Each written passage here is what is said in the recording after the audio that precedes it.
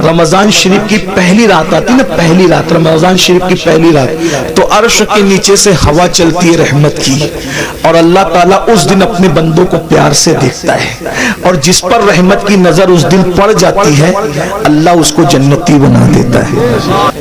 کہ جو رمضان شریف میں ایک گناہ کرتا ہے اللہ اس کی 1 سال کی عبادت کو ضائع کر دیتا ہے۔ رمضان کیا ہے؟ معزز سامعین اکرام، السلام علیکم ورحمۃ اللہ وبرکاتہ۔ میرے دوستوں اور بزرگوں، آج کی اس ویڈیو میں ہم لوگ جاننے والے ہیں کہ اللہ تبارک تعالیٰ نے روزے کیوں فرض کیے ہیں اور روزے فرض کرنے کی وجہ کیا تھی، اور ماہ رمضان کی مہینے میں روزے رکھنے سے ہم لوگوں کو کیا کیا فائدہ ہونے والا ہے، سنیں آپ اس ویڈیو میں۔ اور جو لوگ ماہ رمضان کے مہینے میں روزہ رکھنے سے بہانہ کرتے ہیں کہ مجھے روزہ رکھنے سے یہ نقصان ہوگا، ان لوگوں کا کیا انجام ہوگا، سنیں آپ۔ اللہ اپنے کتاب قرآن مجید میں کچھ یوں ارشاد فرمایا ہے، اس کا ترجمہ کچھ یوں ہے: اے ایمان والو، اسلام میں پورے کے پورے داخل ہو جاؤ۔ اب اس آیت سے وہ لوگ نصیحت لے جو لوگ یہ کہتے ہیں کہ میں اللہ سے ڈرتا ہوں مگر اللہ کی بتائے ہوئے احکام پہ نہیں چلتے ہیں۔ اور ماہ رمضان کی کیا فضیلت ہے، آئیے ہم اور آپ اس ویڈیو میں دیکھ لیتے ہیں۔ آپ لوگ اگر اس چینل پہ نئے ہیں تو اس چینل کو سبسکرائب کریے اور آگے بھی ویڈیو کو شیئر کریے۔ رمضان شریف قریب آ رہا ہے، اپنے اللہ سے صلح کر لو۔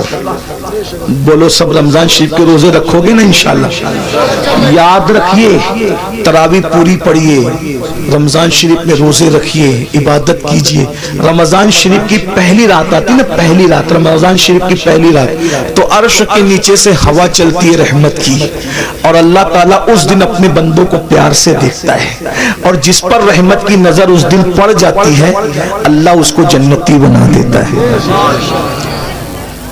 روزہ مت چھوڑنا، اور ایک بات یہ بھی یاد رکھنا، المعجم الاوسط میں یہ حدیث ہے کہ جو رمضان شریف میں ایک گناہ کرتا ہے اللہ اس کی 1 سال کی عبادت کو ضائع کر دیتا ہے۔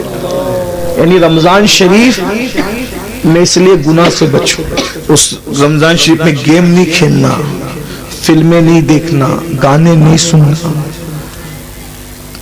آج کل تو لوگ افطار کے وقت بھی واٹس ایپ پہ لگے رہتے ہیں، اور وہ پتہ نہیں کچھ پاگلوں نے ایسے چینل شروع کر دیے کہ وہ چینل سحری کے وقت بھی چالو رہتے ہیں، افطار کے وقت بھی چالو رہتے ہیں۔ اچھا ٹھیک ہے بھئی، چینل تم چلاؤ، جو ہے وہ اس میں دن بھر تقریریں کرو، سحری افطار میں لوگوں کو رونے دھونے دو، عبادت کرنے دو، اللہ سے جڑنے دو، اور پھر ان چینلوں کے اوپر عورتیں بھی بیٹھی ہوتی ہیں، مرد بھی بیٹھے ہوتے ہیں، اور رمضان ٹرانسمیشن چلتا رہتا ہے۔ وہ کیسے بے غیرت مولوی ہے جو عورتوں کے ساتھ افطار کے وقت بے پردہ بیٹھتے ہیں؟ کوئی ان کو روکنے والا نہیں، کوئی ٹوکنے والا نہیں، عورتوں کے ساتھ بیٹھتے۔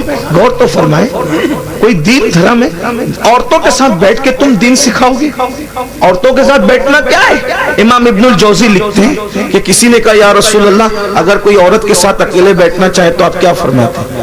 آقا فرماتے ہیں نہیں بیٹھنے کی اجازت ہے۔ کہا اگر عورت نیک اور مرد نیک ہو تو آقا فرماتے ہیں عورت اگر مریم جیسی نیک ہو اور مرد یحییٰ جیسا نیک ہو اور دونوں قرآن سیکھنے سکھانے کے لیے بیٹھیں تو بھی میں ان کو بیٹھنے کی اجازت نہیں دیتا۔ کون مریم ہے؟ سنگھار کر کے بے پردہ منہ کھول کر، پہلی بات کوئی شریف عورت اس طرح آئے گی؟ اب یہ عورتیں ہمیں دین سکھائیں گی، چینلوں پہ آ کے عورتیں دین سکھائیں گی، اور تمہیں بھی غیرت نہیں آتی افطار کے وقت روزے کی حالت میں عورتوں سے دین سیکھتے بیٹھے؟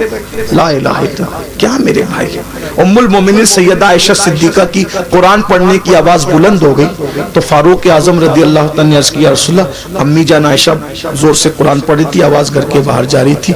آقا نے میں عائشہ عورت کی آواز بھی عورت ہے، زور سے قرآن نہ پڑھا کر۔ سارے مومنین کی ماں، ان کو روک دیا کہ زور سے قرآن نہ پڑھو۔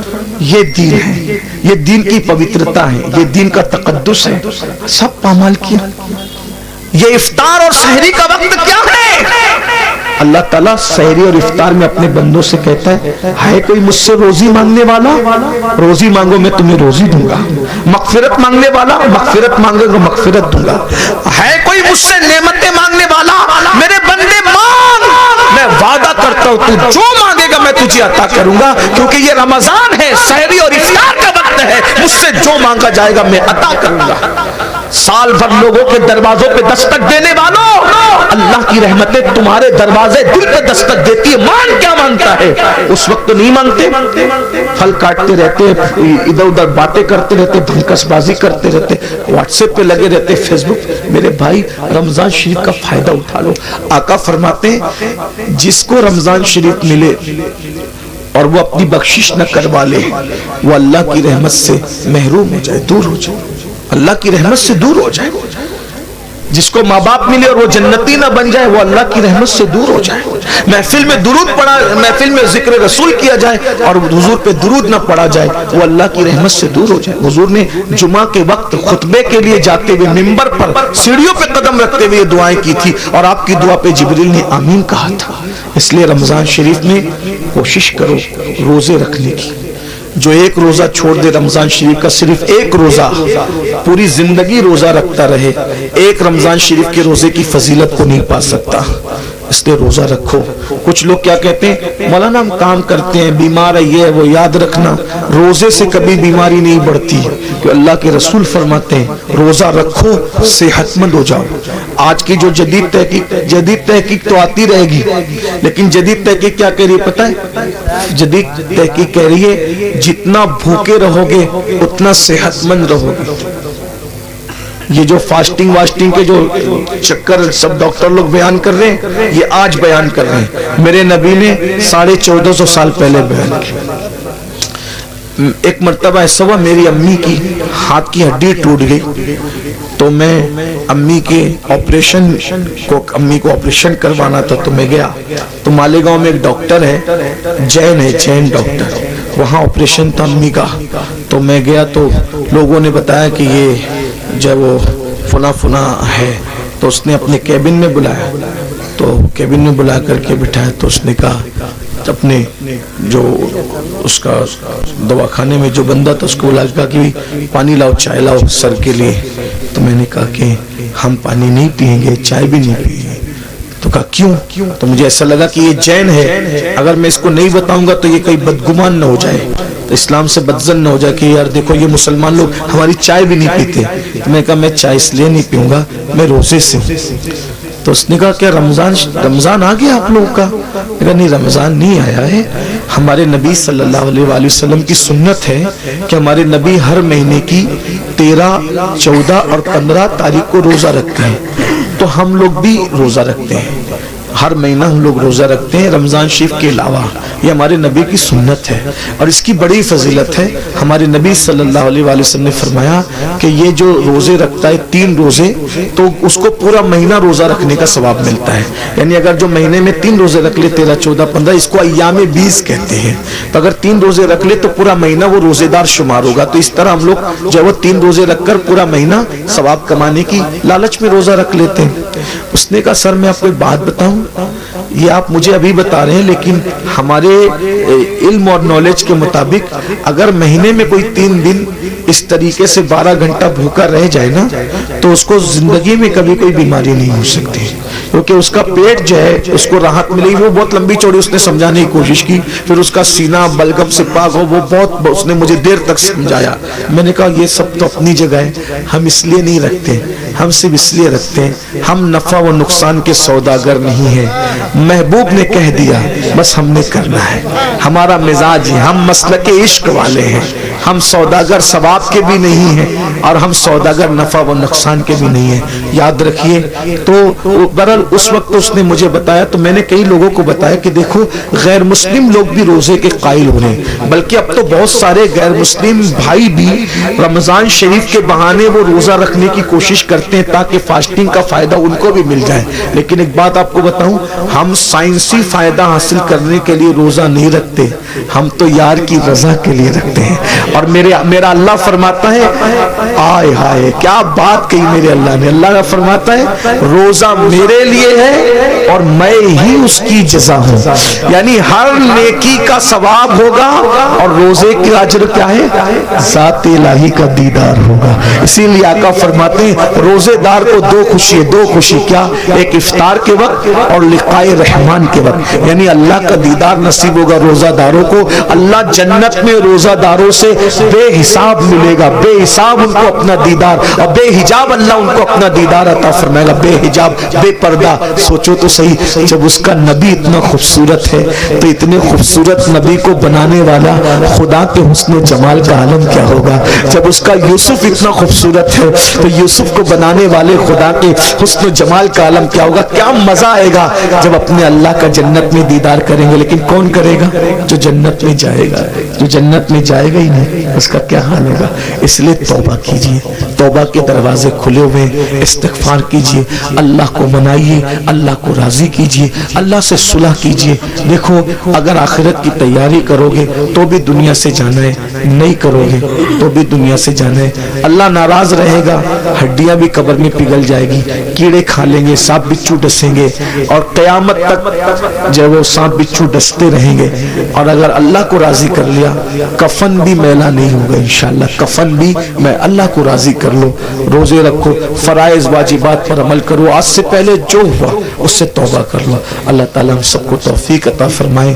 ہم سب توبہ کرتے ہیں سب مل کے, زندگی بدلے گی انشاءاللہ. پہلا کام کیا کرنا ہے؟ ابھی سے نماز شروع کرنا ہے. کل سے نہیں, آج سے. آج سے نہیں, ابھی سے. اور ابھی سے کیا؟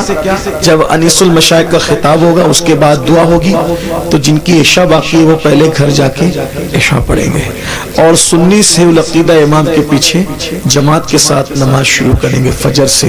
عشاء بھی پڑھو, فجر بھی پڑھو, اللہ سے دعا کرو. اللہ پاک آنے کی نیت کرنا میرا کام ہے, اپنے کرم سے بلانا تیرے کرم پر ہے. دیکھو وہ ضرور بلائے گا.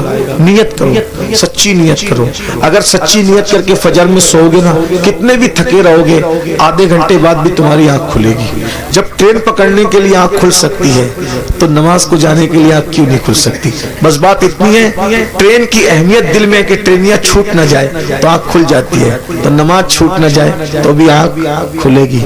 جب انسان ایگزام دینا ہوتا ہے نا تو ایگزام دینے والے بچوں کو نیند نہیں آتی. جب ایگزام کے لیے دنیا کی کامیابی کے لیے اٹھ سکتے ہو تو آخرت کی کامیابی کے لیے بھی تو اٹھ سکتے ہیں نا. جس دن نماز کی اہمیت پتہ چل گئی اس دن انشاءاللہ ہمیں کسی کو اٹھانے کی ضرورت نہیں پڑے گی, ہم خود اٹھیں گے. آئیے سب مل کر سادات کرام, علماء کرام, ہمارے انس میاں صاحب کی بلا اور بھی سادات علماء موجود ہیں, بڑے بڑے علماء موجود ہیں, ان سب کی موجودگی میں ہم سب مل کے اللہ کی بارگاہ میں توبہ کریں. پڑھیے استغفر اللہ, دل سے پڑھیں اس کی طرح بنی اسرائیل کے جو شخص نے ندامت کے ساتھ توبہ کی اس کی طرح پڑھیے استغفر اللہ, استغفر اللہ ربی من کل ذنب واتوب الیہ لا الہ الا اللہ محمد الرسول اللہ. آپ نے توبہ کی, حضور کے قول کے مطابق ہمارا ایمان ہے, جو توبہ کر کے کلمہ پڑھتا ہے وہ گناہوں سے ایسے پاک ہو جاتا ہے جیسے ابھی ماں کے پیٹ سے پیدا ہوا. اب آپ کے سب کے گناہ معاف ہو گئے, آپ نئی زندگی کا آغاز کریں. کون کون اللہ کی رضا کے لیے وعدہ کرتا ہے آج سے نماز پڑھوں گا؟ ہاتھ اٹھا کے ذرا اللہ کو بتائیں, اس کے فرشتوں کو بتائیں. سبحان اللہ, اٹھائیں تھوڑی دیر اٹھا کے رکھیں. یہ بزرگوں کو, علماء کو, اللہ والوں کو گواہ بنائیں. ماشاءاللہ پڑھیں گے نا انشاءاللہ. اللہ تعالیٰ, یا اللہ ہاتھ اٹھانا ان کا کام ہے, ان اٹھے ہوئے ہاتھوں کی لاج رکھنا تیرے کرم پر ہے مولا, سب کو نمازی بنا دے. السلام علیکم ورحمۃ اللہ وبرکاتہ. آگے پروگرام جاری رہے گا.